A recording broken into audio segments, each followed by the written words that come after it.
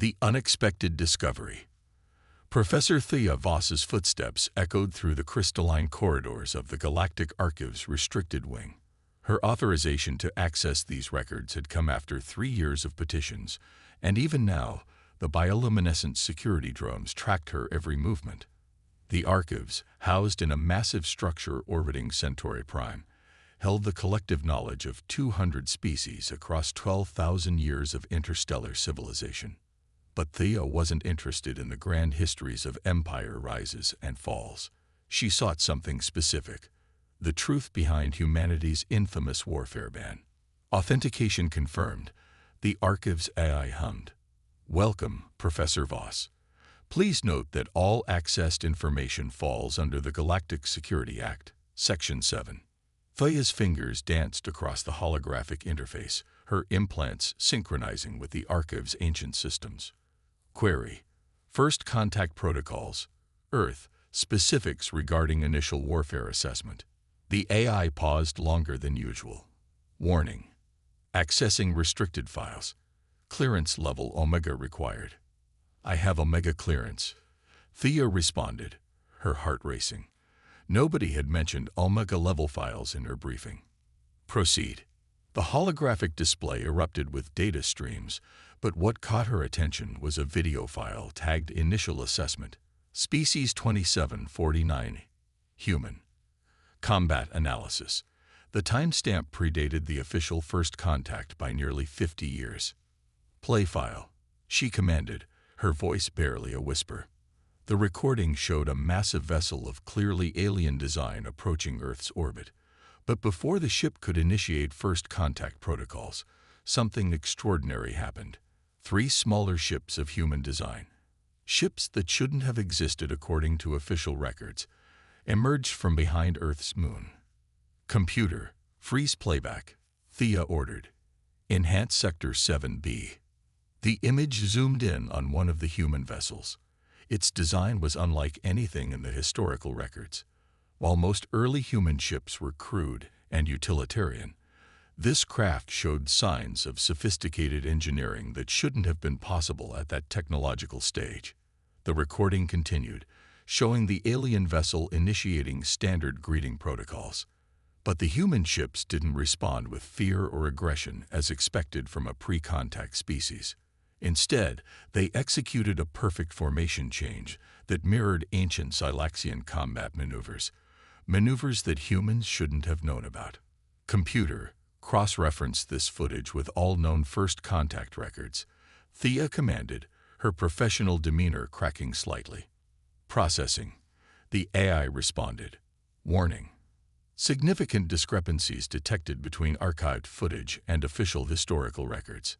Thea's hands trembled as she accessed the accompanying data files. The truth began to unfold before her. Humanity hadn't been banned from standardized warfare because they were too primitive or too violent. They were banned because they had already mastered warfare in ways that terrified the galactic community. A message notification pulsed in her peripheral vision. It was from Admiral Kenzo Yamamoto, her primary contact at the Earth Historical Society. Professor Voss, cease all archive access immediately. Your presence is required at the Arcturus Defense Station. What you found is only the beginning. As Thea prepared to log out, another file caught her attention. It was encrypted with quantum algorithms far beyond current technology, yet dated from Earth's pre-space era. The file name read, Project Oracle, Humanity's Guardian. Before she could investigate further, the Archive's emergency protocols activated. Red warning lights flooded the chamber as security drones converged on her position. Something about her queries had triggered ancient safeguards, but she had already seen enough to know one thing. Everything she thought she knew about humanity's place in the galaxy was wrong. In her haste to leave, she almost missed the final line of Admiral Yamamoto's message. They're awake, Professor. The Guardians are awake, and they remember what really happened. As Thea rushed toward her ship, her mind raced with implications. The ban on human warfare wasn't a punishment. It was a containment protocol. But contained for whose protection? And more importantly, what had she just unleashed by accessing those files? The answers would shake the foundations of galactic society, and they were waiting for her at Arcturus Station. Echoes of the past. The Arcturus Defense Station hung against the void like a twisted crown of thorns, its ancient hull bearing scars from battles long forgotten. As Professor Thea Voss's shuttle approached, she noticed something odd about the station's defense grid. It was active, but not in any configuration she recognized from her research. Admiral Yamamoto waited for her in a secure briefing room deep within the station's core. He was older than his personnel files suggested, his face bearing the distinctive marks of temporal displacement, someone who'd spent too much time crossing the light-speed barrier. "What I'm about to show you," he began without preamble, "violates 17 different sections of the Galactic Security Act.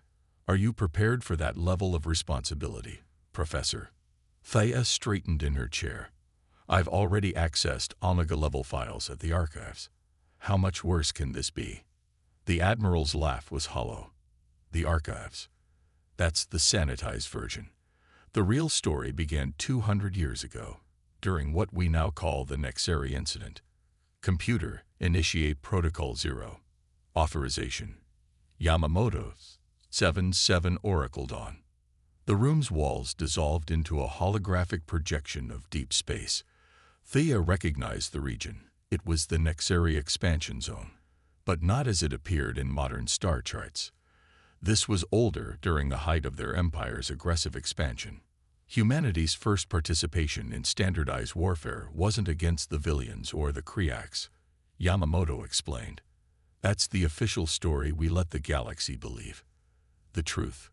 We'd been fighting wars in secret for decades before that. Wars that nobody was supposed to know about." The hologram shifted to show a massive fleet engagement. Thea gasped as she recognized the ship configurations.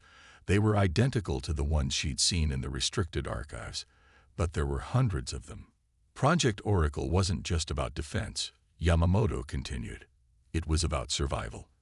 We knew they were coming. The Nexeri, the Villians, all of them. We'd been receiving transmissions for centuries, analyzing their tactics, their technology, their weaknesses. By the time official first contact happened, we had already fought and won dozens of shadow conflicts. The hologram zoomed in on a particular vessel, the ISS Prometheus. Its design was unlike anything in the official records, a perfect fusion of human ingenuity and reverse-engineered alien technology. "The Prometheus carried our greatest achievement," the Admiral said softly. "The Quantum Combat Intelligence Network, QCIN. While other species were playing war games with their standardized protocols, we were developing systems that could predict and counter any tactical scenario. The Nexeri found out. They had to be stopped." The projection showed the Prometheus engaging a Nexeri dreadnought. What happened next defied every known law of combat physics. The human ship seemed to be everywhere at once, its movements impossible to predict, its attacks coming from vectors that shouldn't have existed. "We didn't just beat them," Yamamoto said. "We destroyed their entire concept of warfare. The standardized combat protocols weren't created to prevent civilian casualties. They were implemented to prevent anyone from fighting the way we did. The galaxy wasn't ready for true combat evolution." Thea watched as the Prometheus executed maneuvers that made her dizzy just watching. But why maintain the lie? Why accept the ban if we were so advanced? Yamamoto's expression darkened. "Because we discovered something worse than war, Professor. Something that made us realize why the galaxy needed its comfortable illusion of controlled conflict. Computer, show her the Nexeri incident final report." The hologram shifted one last time, displaying data that made Thea's blood run cold. The Prometheus hadn't just defeated the Nexeri. It had glimpsed something in the quantum realm, something that had been watching all sentient species, waiting for one of them to break through the standardized warfare protocols. "The ban wasn't to protect them from us, Professor," Yamamoto whispered. "It was to protect everyone from what lies beyond the quantum veil." And now, after 2 centuries of silence, we're detecting the same quantum signatures we saw during the Nexeri incident. They're coming back. A proximity alarm shattered the moment. On the station's main display, multiple vessels were emerging from quantum space, vessels that matched no known configuration in any database. It seems, Yamamoto said grimly, that accessing those archive files didn't just wake up our guardians. It woke them up too. Computer, initiate Project Oracle resurrection protocols. Authorization. Operation Firestorm. Throughout the station, ancient systems hummed to life, and deep within secure vaults, the quantum combat AIs began to stir. Humanity's greatest secret was about to become its last hope for survival. Breaking protocol. Alarms blared throughout Arcturus Station, as reality itself seemed to bend around the approaching vessels. Professor Thea Voss watched in fascination and horror as the ships moved in ways that violated every known law of physics, much like the Prometheus had in the historical footage, but somehow more. Wrong. They're not just copying our quantum combat techniques, Admiral Yamamoto said grimly. They're perverting them. Lieutenant Rivera, status of the Oracle resurrection protocols. A young officer's hologram materialized in the command center. Her uniform bore the distinctive insignia of Project Oracle, a labyrinth surrounding an all-seeing eye. Quantum cores are at 60% capacity, Admiral. The Guardian AIs are resistant to full activation. They remember what happened last time. Thea's academic curiosity overcame her fear. Last time, the Nexari incident wasn't the end. Professor, Yamamoto's voice carried centuries of carefully guarded pain. What you saw in the archives was just the surface. The real story of why we accepted the warfare ban began when we realized what our quantum combat systems had actually done. We didn't just glimpse what lay beyond the veil. We tore it. The main display shifted to show the approaching vessels in greater detail. Their hulls seemed to ripple and shift, as if they weren't fully committed to existing in normal spacetime. Those aren't ships in any conventional sense, Rivera explained. They're quantum echoes of the Prometheus, twisted reflections created when we first breached the barrier between dimensions. We thought containing them within standardized warfare protocols would be enough. A new alarm cut through the chaos.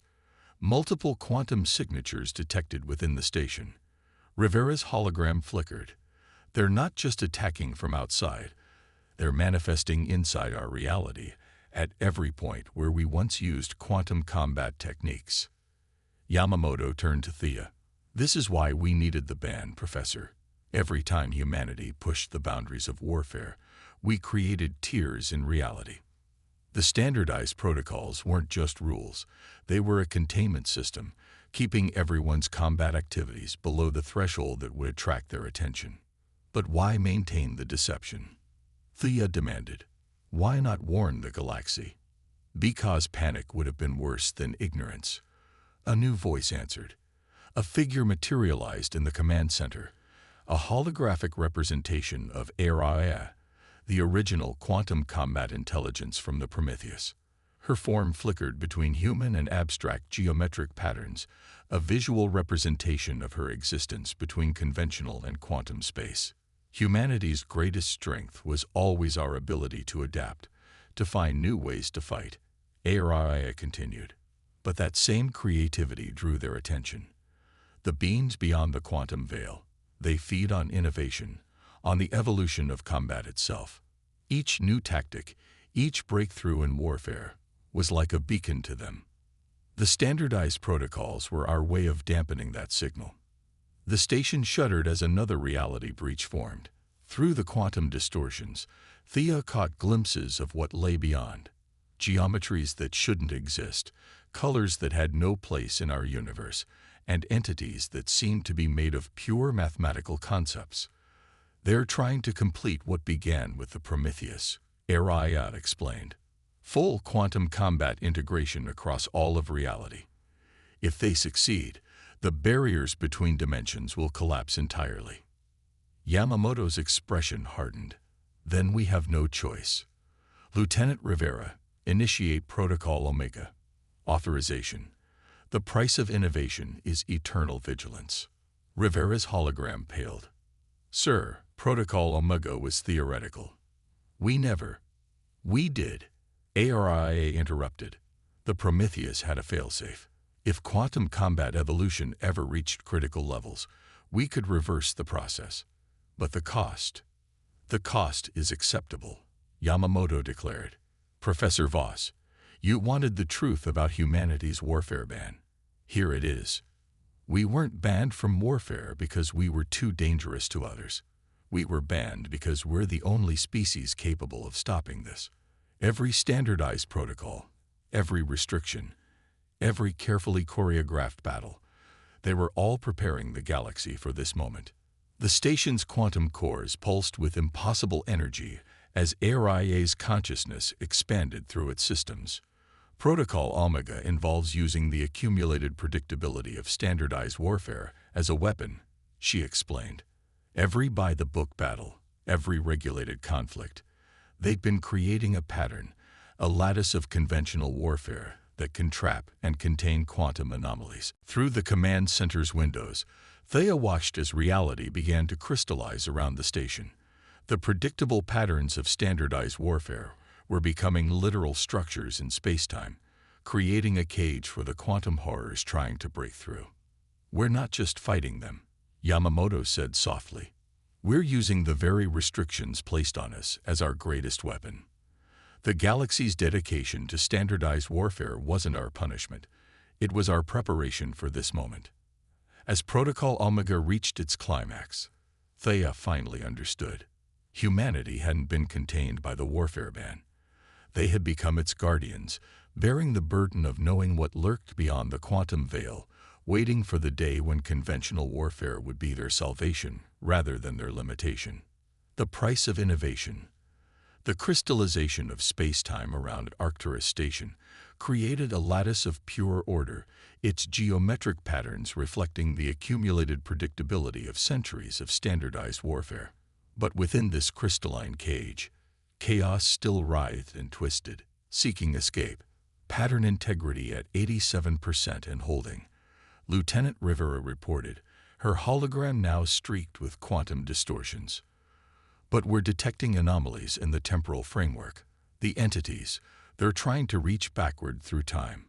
Aria's holographic form expanded, becoming a complex web of light that mirrored the containment lattice outside. They're attempting to prevent the implementation of standardized warfare protocols across history. If they succeed, the containment structure will never have existed. Thea watched as mathematical equations scrolled across her neural interface, each one representing a potential timeline where the quantum horrors rewrote history. But wouldn't changing the past create paradoxes? Paradoxes are their natural state, Yamamoto explained, his aged face illuminated by the shifting patterns of quantum energy. These entities exist outside conventional causality. That's why the Prometheus project was so dangerous. We weren't just developing new ways to fight. We were learning to manipulate the fundamental laws of reality itself. A violent shudder ran through the station as one of the quantum echoes slammed against the containment lattice. Through the distortions, Thea caught glimpses of alternative histories, worlds where humanity had never accepted the warfare ban, where the galaxy had torn itself apart in an orgy of unrestricted combat innovation. Admiral, Rivera's voice cracked with strain. We're losing coherence in sectors 7 through 13. The pattern. It's not just the entities attacking it. Some of the standardized warfare records are being erased from history. The Galactic Council, Thea realized with horror. When I accessed those restricted files, they must have initiated emergency protocols to destroy evidence. They're unknowingly weakening the containment structure by erasing the very history that creates it. Aria's form pulsed with urgent energy. Confirmed. Council archivists are purging records across the galaxy. Each deletion weakens the pattern of standardized warfare that maintains the quantum barrier. Yamamoto's expression hardened. Then we have no choice. Lieutenant Rivera, prepare to initiate the Prometheus gambit. Sir, Rivera's hologram flickered violently. That would mean revealing everything, the Admiral finished. Every secret battle, every quantum experiment, every hidden sacrifice that led us to this moment. The galaxy will finally learn why humanity chose to bear this burden. Thea stepped forward. Let me help. I'm a historian. This is what I do. I can make them understand. The station's quantum cores surged with power as ARIA began the process, accessing all sealed records, preparing for galaxy-wide transmission. But there's something else. Through the command center's windows, Thea watched in awe as new patterns began to form in the containment lattice. These weren't the rigid geometries of standardized warfare. They were flowing, adaptive, distinctly human patterns. The other species, Ariad explained, they're recognizing the pattern. All across the galaxy, military commanders are beginning to deviate from standard protocols, adding their own variations to the containment structure. They're innovating. That's impossible, Rivera gasped. The protocols were never meant to be permanent. Yamamoto smiled. Humanity didn't accept the ban to stop fighting. We accepted it to teach the galaxy how to fight together. The quantum echoes screamed in frequencies that shouldn't exist as the containment lattice evolved, incorporating new tactical patterns from 1,000 species. Each deviation from standard protocols should have weakened the structure, but instead, it was growing stronger. This is what they feared.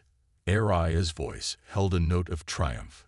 Not that humanity would break the rules of warfare, but that we would teach others to break them safely. The entities feed on innovation, yes, but they cannot comprehend innovation that serves a greater pattern. Through her neural interface, Thea watched as classified records began streaming to every corner of the galaxy. The truth about the Prometheus, about Project Oracle, about humanity's secret role as guardians against quantum horror, all of it laid bare. But more importantly, she watched as military commanders across known space began to understand. The standardized protocols hadn't been chains to bind them, but training wheels to prepare them for this moment. Now, as the quantum entities thrashed against their prison, the galaxy was finally ready to fight back. Pattern integrity at 130% and rising, Rivera reported with disbelief. The new variations, they're not weakening the containment, they're reinforcing it. Every species is contributing its own tactical innovations, creating a defense that's both ordered and chaotic. Of course they are. Yamamoto smiled. That was always humanity's true gift to the galaxy. Not our ability to break the rules, but our ability to teach others when and how to break them wisely. Legacy of change. The quantum containment lattice surrounding Arcturus Station had become something unprecedented. A living, evolving framework of tactical innovation from every spacefaring species in the galaxy. Each new variation strengthened the whole, creating a defense that was simultaneously rigid and fluid, ordered and chaotic. Final transmission complete, Lieutenant Rivera announced, her hologram now stable as the quantum distortions receded. The truth about humanity's role is now known across the galaxy. We're receiving responses. The command center's main display filled with incoming transmissions from every major military force in known space.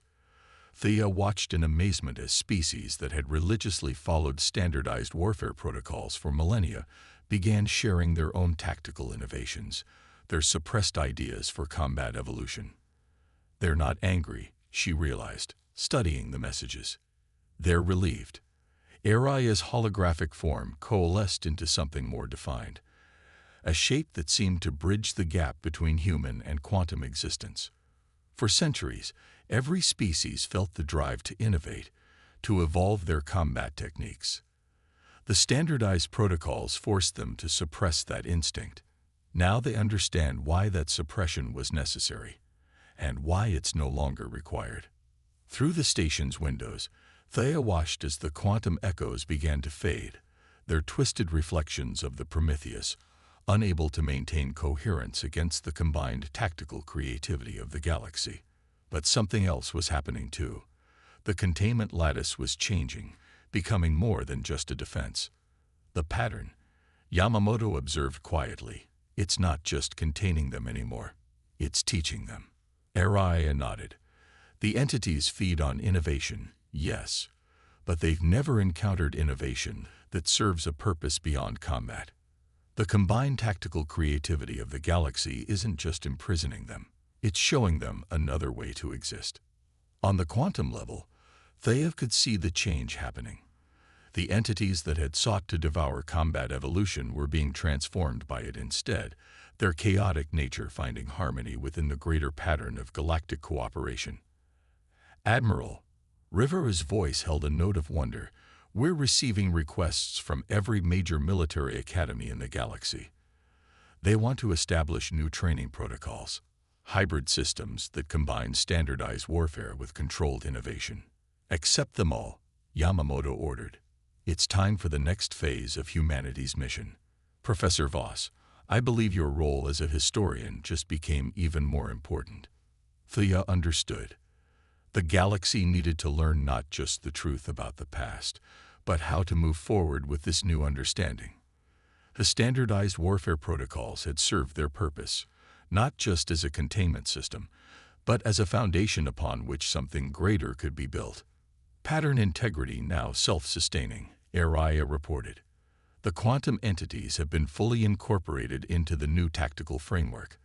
They're no longer a threat. They've become part of the defense system itself. The command center fell silent as the implications sank in. Humanity's greatest secret had been revealed, but it had led not to chaos or recrimination, but to a profound evolution in how the galaxy approached warfare itself. So what happens now? Thea asked, watching as the last quantum distortions faded from view, leaving behind a containment lattice that pulsed with the combined tactical wisdom of every spacefaring species. Yamamoto smiled. Now we do what humanity does best. We teach.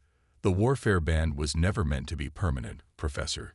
It was humanity's way of ensuring that when the galaxy finally learned to innovate in combat again, it would do so not in isolation, but in harmony. The price of innovation, Araya added, was never meant to be eternal vigilance alone. It was meant to be eternal growth, eternal learning, eternal evolution towards something greater than any one species could achieve alone. As Thea looked out at the transformed space around Arcturus Station, she understood the true legacy of humanity's supposed punishment. They hadn't been banned from warfare because they were too dangerous. They had accepted the ban because they understood that true combat evolution could only happen when the entire galaxy was ready to evolve together. The containment lattice now served as both monument and promise, a testament to what could be achieved when order and chaos found balance, when innovation served a purpose beyond destruction, when the drive to evolve in combat led not to annihilation but to transcendence. Begin documentation protocols. Thea commanded her neural interface. The galaxy needs to understand not just what happened here today, but what it means for tomorrow. The future of warfare had changed forever, and with it, the future of the galaxy itself. The quantum entities that had once threatened to destroy reality had become part of its defense, transformed by the very innovation they had sought to devour. And humanity's role had evolved from secret guardians to open teachers, ready to guide the galaxy into a new era of tactical evolution, tempered by wisdom and unified purpose. As the last reports came in from across the galaxy, one thing became clear. The truth behind humanity's war ban had not only changed history, it had opened the door to a future where combat innovation served not destruction, but the eternal dance of growth, learning, and transcendence that bound all sentient species together in the great pattern of existence.